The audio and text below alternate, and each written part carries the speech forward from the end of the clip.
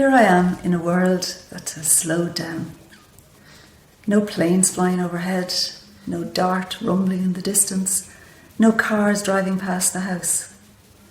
It's all gone very quiet. Or should that be quiet? Maybe it's time to find out. In this video, we're going to look at using these two words in a sentence: quiet and quite. They sound almost the same, but not exactly. They look almost the same, but not exactly.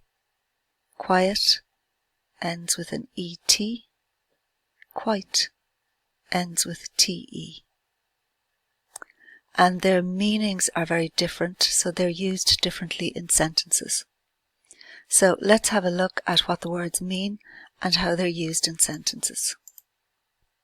So first, quiet with an ET.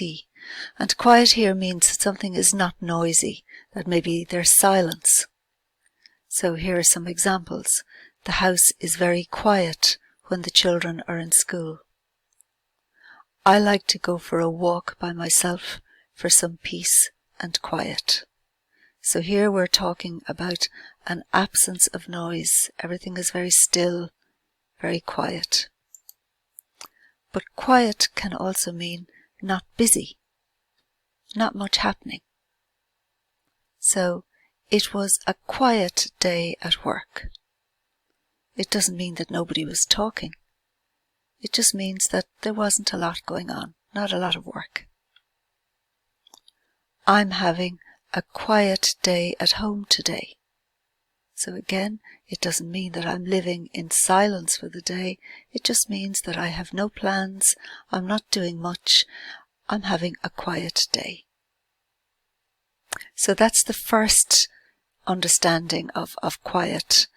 Quiet is to do with silence or not much going on. Quite has a very different meaning. Quite is almost a way of measuring something, the degree or the extent to which it happens. So here's an example. I might say, that's quite a lot to pay for a second-hand car. So I'm telling you there that I think you've paid maybe too much. You've certainly paid more than the average, more than maybe I expected you to pay. It's quite a lot. That's quite a nice coat you're wearing. So again, it's telling you how much I like that coat. So I like it quite a bit. Maybe it's not the best coat you've ever worn, but it's pretty good. It's quite cold outside today. So again, that's telling us that it's colder than we expected. Maybe colder than is usual for this time of year, colder than it was yesterday. It's quite cold. So let's recap here. We're looking at two words that sound the same, quiet and quite. Quiet means not noisy, not busy.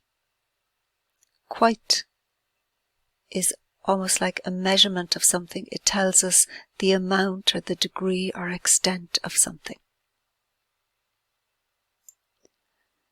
So now that we've seen the words in sentences, the next problem is when you're writing your own sentence, how do you know which is the correct word to use? So here we have two sentences. Quite a lot of people came to the meeting. Quiet, please. I'm trying to phone home. So how do I know which of these two is the correct word? How are you going to remember which is the correct word? So memory is about making connections. We have to find some way of connecting the word so that we will remember it. We connect it with something. I like to make stories, or I look for something that's different in the word. In this case, I focused on the word quiet because quiet has two syllables. It has two sounds. Over here, quite is just one sound, but quiet has two sounds, and you might hear the ET. You might imagine that if you were telling a group of noisy people to be quiet, you might say, "Quiet!" and you might hear the ET sound. In class one time, one of my students mentioned that this word, the ET, reminded him of his favourite movie, E.T. So we decided that E.T. needs people to be quiet when he's making his long-distance phone calls home. And that was how he remembered the E.T. word was the quiet word. So, when I'm looking at the sentences, "Quiet, please, I'm trying to phone home," I will go and choose the ET word, because he needs quiet when he's phoning home. And if it's not a sentence that's about silence or things being quiet, not a lot happening, then I'm going to choose the other word. Quite a lot of people came to the meeting. That tells me that maybe more people than we expected came to the meeting. So have a look at the words yourself. Decide what's your story. What are you going to do to help you to remember which word goes where?